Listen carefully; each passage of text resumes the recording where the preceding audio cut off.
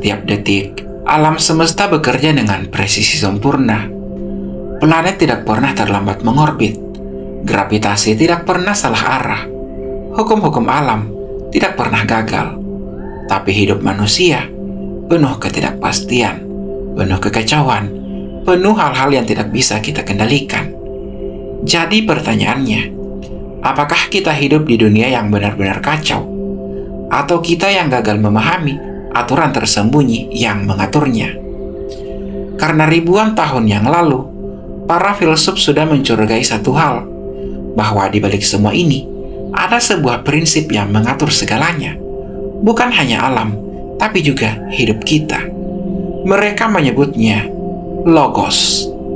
Dan jika mereka benar, maka mungkin kekacauan yang kita rasakan selama ini bukan karena dunia ini tidak masuk akal, tapi karena kita hidup melawan hukumnya. Kita hidup di dunia yang terasa tidak pasti. Rencana bisa gagal dalam semalam, orang bisa berubah tanpa alasan, dan hal-hal buruk sering terjadi tanpa peringatan. Tapi anehnya, di saat yang sama, alam semesta tetap berjalan dengan keteraturan yang luar biasa. Air selalu mengalir ke bawah, matahari selalu terbit dari timur, dan hukum fisika tidak pernah bernegosiasi dengan kenyataan. Jadi muncul satu pertanyaan sederhana, tapi mengganggu. Kalau alam ini teratur, kenapa hidup kita terasa kacau? Apakah memang hidup ini tidak punya pola? Atau kita yang belum melihat polanya? Lebih dari 2500 tahun yang lalu, seorang filsuf bernama Heraklitus mengamati sesuatu yang menarik.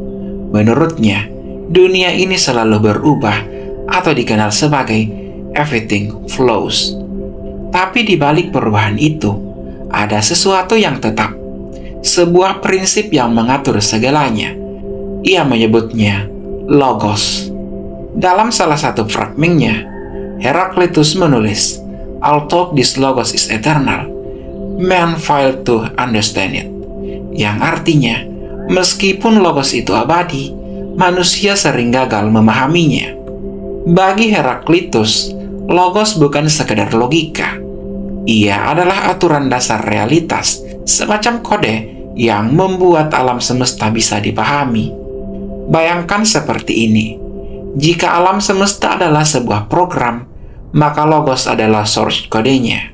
Dan menariknya, para filsuf stoik seperti Zeno dan Citium mengembangkan ide ini lebih jauh. Mereka percaya, Logos bukan hanya mengatur alam, tapi juga mengalir dari dalam diri manusia sebagai akal. Dalam stoikisme, tujuan hidup bukanlah mengejar kebahagiaan, melainkan hidup selaras dengan Logos. Artinya, menerima realitas sebagaimana adanya, bukan sebagaimana yang kita inginkan. Marcus Aurelius, seorang kaisar sekaligus filsuf stoik, menulis dalam bukunya Meditations, Life According to Nature, yang artinya, hiduplah sesuai dengan alam. Tapi apa maksudnya? Apakah kita harus pasrah? Tidak sesederhana itu. Stoikisme membagi hidup menjadi dua, seperti yang kita bahas di video sebelumnya, yaitu hal yang bisa kita kontrol dan hal yang tidak bisa kita kontrol. Masalahnya, kita sering menderita karena mencoba mengontrol yang tidak bisa kita kontrol. Contoh sederhananya, kamu sudah bekerja keras, tapi tetap gagal. Kamu sudah tulus, tapi tetap disakiti. Stoikisme akan bilang, itu bukan kesalahan dunia. Itu karena kamu berharap dunia mengikuti keinginanmu, bukan hukumnya. Dalam arti lain, kita tidak menderita karena realitas, kita menderita karena melawan Logos. Sekarang, mari kita lompat ke zaman modern. Sains menemukan bahwa alam semesta diatur oleh hukum-hukum yang sangat presisi, dari gravitasi hingga mekanika kuantum. Tapi disinilah pertanyaan besarnya muncul. Apakah hukum ini sekedar aturan matematis? Atau ada sesuatu yang lebih dalam? Fisika modern tidak berbicara tentang logos. Ia mendeskripsikan bagaimana alam bekerja, bukan mengapa. Albert Einstein pernah berkata, "Hal paling sulit dipahami tentang alam semesta adalah bahwa ia bisa dipahami." Kenapa alam ini bisa dimengerti oleh akal manusia? Kenapa matematika bisa menjelaskan realitas? Apakah ini kebetulan atau bukti bahwa alam semesta memang rasional?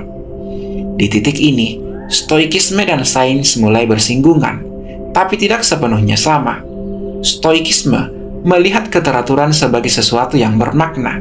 Sains melihatnya sebagai fakta tanpa makna bawaan. Dan disinilah konflik itu muncul.